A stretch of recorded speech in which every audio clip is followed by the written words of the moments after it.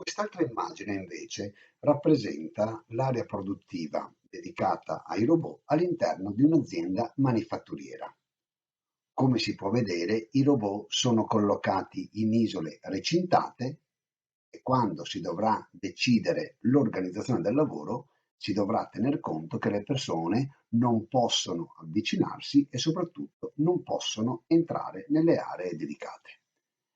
È una modalità di organizzazione del lavoro completamente diversa da quella che invece si può applicare in un'azienda dove i robot ci sono, ma sono robot collaborativi, in grado quindi di accorgersi se l'operatore o l'operatrice, ad esempio, fa dei movimenti impropri che possono generare danno, motivo per cui nell'organizzazione del lavoro, come vediamo, non è più necessario separare le persone dalle macchine, ma è possibile collocarli gli uni accanto agli altri.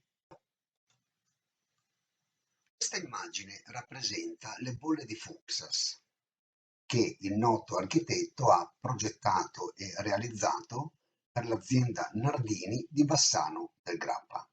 Queste sono le bolle viste dall'esterno, queste invece sono le bolle viste dall'interno dove sono visibili i luoghi di lavoro, quindi dove è percepibile in che modo lo spazio disegnato e realizzato da questo architetto cambia, modifica, disegna i luoghi di lavoro. Adesso spostiamoci da Bassano del Grappa a Torino. L'immagine che vedete rappresentata in questa slide è il progetto della nuova redazione della Stampa, progettato per rispondere al nuovo modello dell'informazione caratterizzato da smaterializzazione, trasparenza e permeabilità dell'organizzazione del lavoro. Dal progetto alla realizzazione, questa è un'immagine della realizzazione che, come vedete, si caratterizza per spazi aperti, forme circolari e, più in dettaglio, questo progetto risponde all'esigenza di flessibilità con, come vi ho appena mostrato, grandi spazi di forma circolare e concentrica, con linee avvolgenti e trasparenti che fanno pensare alla sala di comando dell'Enterprise. Le strutture circolari delle redazioni sono state disegnate e prodotte ad hoc con un importante studio ergonomico e permettono al direttore di avere una postazione di lavoro centrale da cui dirigere in tempo reale la realizzazione del giornale.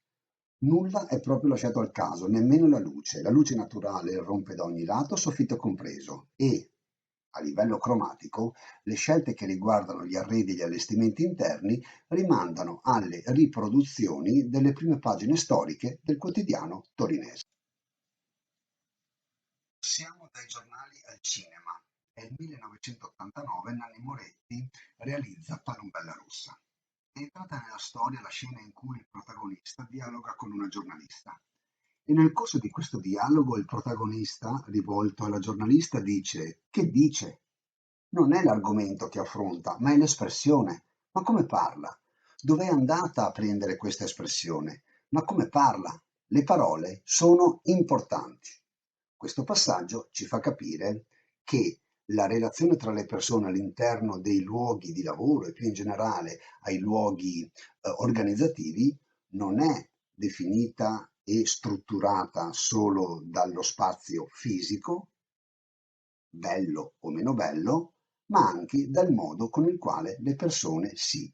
Le parole quindi contano per davvero, sono per davvero importanti e servono non soltanto per coordinare le persone, per prendere decisioni all'interno di una organizzazione, ma anche per lanciare, per comunicare dei significati che vanno oltre le esigenze strettamente funzionali al raggiungimento dello scopo organizzativo.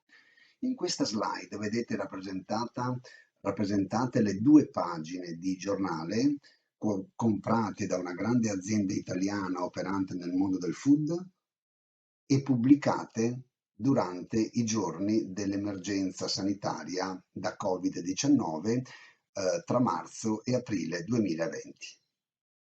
In queste due pagine l'azienda ringrazia con nome e cognome tutte le persone che durante il periodo della emergenza hanno garantito la piena funzionalità degli stabilimenti produttivi.